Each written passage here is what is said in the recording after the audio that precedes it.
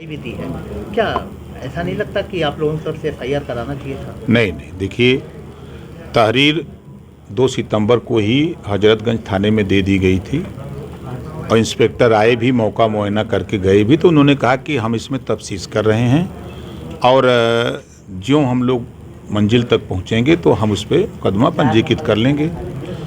तो चूंकि ड्राइवर की चोरी का मामला था तो कहीं से लोकेशन मिला हजरतगंज पुलिस को या लखनऊ पुलिस को, तो उन्होंने अंबेडकर नगर पुलिस को बताया, तो अंबेडकर नगर पुलिस जाकर के उसको गिरफ्तार की।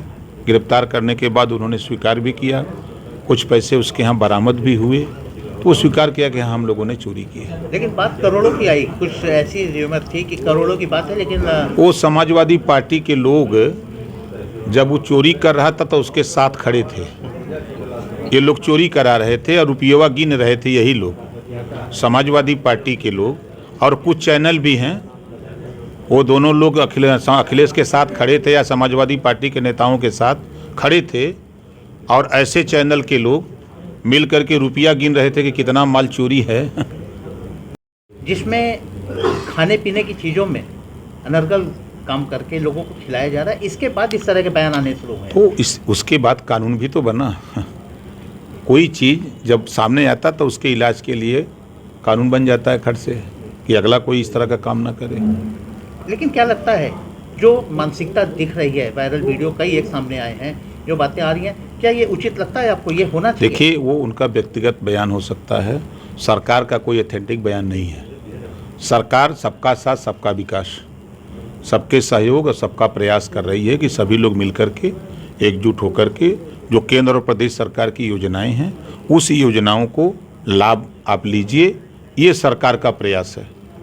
लेकिन सरकार के प्रयास पे लगातार विपक्ष तो हमलावर यही रहता है कि सरकार कुछ नहीं कर रही है। अच्छा, विपक्ष का करी बेचारा, कुछ करे के चाहिए कि नहीं चाहिए? अगर कोनो काम नहीं हो तो विरोध है करत बान बेचारे, तो का बुरा बा, कम से कम प्रचार तो करत हुआ सर। छठ का महापर्व जो चल रहा है, ऐसे में गिरिराज सिंह का भी एक बयान आया है कि गैर जो हिंदू हैं उनसे जो है सामान न लें। ये उनका व्यक्तिगत विचार है। अगर छठ की पूजा में कोई जाएगा तो कोई मना कर देगा? भाई, आराधना, गांधी जी ने कहा ना कि अल्लाह ईश्वर तेरो नाम सबको सम्मत दे भगवान।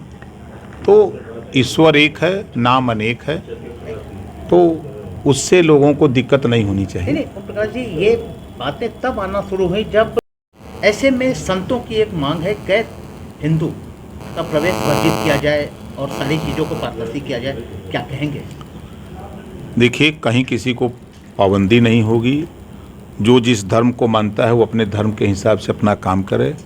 अगर मुसलमान भी मंदिर में जाकर जल चढ़ा रहा है तो कोई दिक्कत हो रहा है।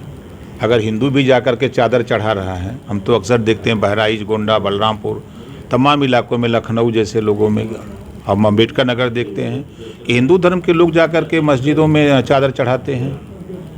लेकिन वक्ती तौर में इस समय के माहौल में देखिए, अलग अलग लोगों, देखिए एक बात बता दें कि अलग अलग लोगों की सोच है, अलग अलग विचार है।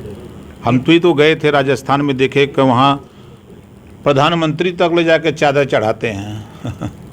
और क्या कहा जाए। लेकिन संतों की, आप जितना देर करेंगे उतना ही हार आपके नज़दीक रहेगी। देखिए, समाजवादी पार्टी झूठ बोलने में माहिर है। 19 में भी सरकार बना रहे थे, 24 में भी सरकार बना रहे थे, 22 में भी सरकार बना रहे थे। 22 में हम थे वहाँ साथ में, तो 400 सीट जीत रहे थे। उनके चश्मे में 400 दिख रहा था। अब आए कहाँ? 17 के चुनाव में सरकार बना रहे थे, 47 पर आ गए थे। तो ये लोग समझ रहे हैं कि हमको जीतना नहीं है, क्योंकि अभी से आरोप प्रत्यारोप शुरू कर दिए हैं लोग, कहना कि अधिकारी चुनाव लड़ रहे हैं। अरे, अधिकारी चुनाव थोड़ा लड़ते हैं, प्रत्याशी चुनाव लड़ता है। हर मतदाता जो है उस क्षेत्र का, वो मतदाता वोट देता है, वो एमएलए चुनता है। इतना तो जानकारी होनी चाहिए। देखिए, हमेशा कांग्रेस, सपा, बसपा के लोग मुसलमानों की राजनीति पर वो राजनीति किए हैं, और उस राजनीति में इन लोगों ने वही राग आलाप रहे हैं कि मुसलमान हमारे साथ रहे, कहीं मुसलमान साथ छोड़ के न चला जाए। उपचुनाव की तारीखों को बढ़ाए जाने पे सामने चला। उपचुनाव की तारीखों यूपी गवर्नमेंट ने नहीं किया है, हाई कोर्ट का निर्देश रहा है कि 9 स्टेटों में अस्थाई डीजीपी की नियुक्ति हो। उस पे प्रस्ताव आया है, कानून बना है कि उसका नियुक्ति के लिए एक कमेटी बनी है, कमेटी वो अपना चयन करेगी और उसमें जो जो बाध्यताएं हैं वो बाध्यता उसमें निहित है। तो क्या लगता है कि इसके बाद जो अन्य राज्य बचेंगे वहाँ भी ये सिस्टम कोर्ट को इस पे संज्ञान लेके आगे कुछ? अब कोर्ट का मामला, हम लोग कोर्ट को आदेश थोड़ा दे सकते हैं, उनके आदेश का पालन कर सकते हैं।